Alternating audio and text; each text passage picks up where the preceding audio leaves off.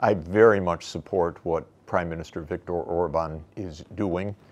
I know him well, and I know him personally, and he is very bright, very smart, and understands very clearly the real situation in his neighborhood, in his part of the world. He is trying to make peace.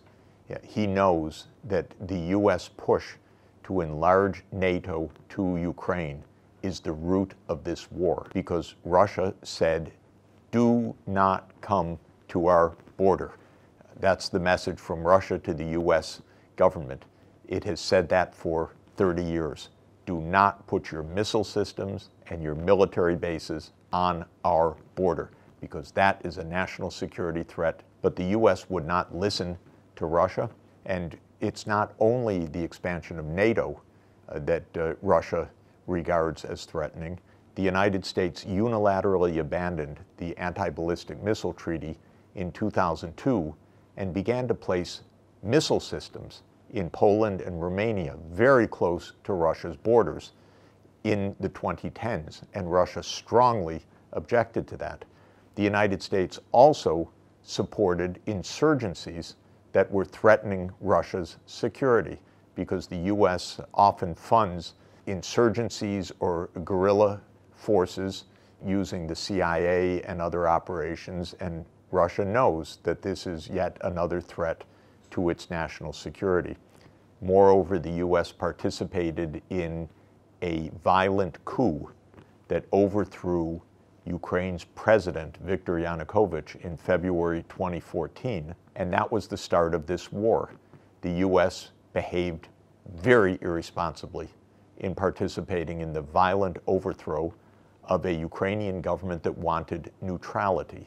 It did so because the U.S. is opposing neutrality. It's pushing NATO membership for Ukraine. So when the president of Ukraine wanted neutrality as opposed to NATO membership, the U.S. viewed that president, Yanukovych, as an obstacle. Viktor Orban understands all of this. I had a long discussion with him on these issues also in Budapest, and I was very, very impressed by his clarity of understanding, his knowledge of the deep history, and the practical pathways to peace.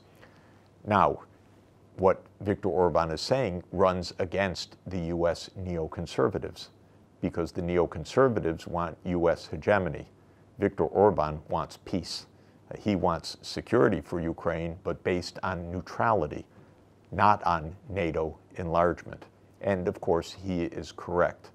Right now, his words will not be well received in Washington by the neoconservatives, but what he is doing is opening up the truth for the public. And NATO itself is somewhat divided because most countries follow the U.S. lead, but Orban is not alone. The government of Slovakia, for example, led by Prime Minister Robert Fico, also strongly opposes this war and NATO enlargement and strongly calls for a negotiated solution. I believe that truth will eventually prevail, but right now the neoconservatives don't want truth, they want NATO expansion.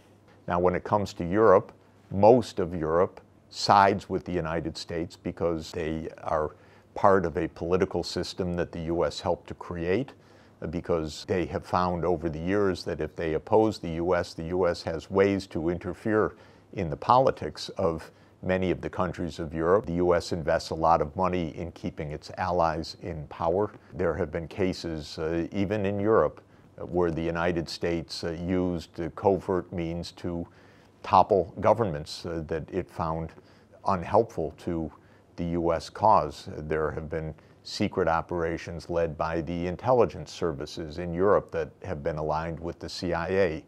Something called Operation Gladio is an example of that, though that goes back a few decades. The Europeans, by and large, side with the United States. They also feel the U.S. is their only nuclear umbrella, so-called. In other words, a nuclear deterrent, because these are not nuclear powers in general. But I think that they miss the main point, which is that a more cooperative much less aggressive NATO policy would make the European countries far more secure and would make Ukraine secure, because this US-led hegemonic approach, in other words, trying to dominate, is only creating bigger and bigger risks in Europe itself. Interestingly, when President Putin was asked in his interview with Tucker Carlson, why does Germany go along so much with the US? President Putin's response was he didn't know. Now, he's very clever.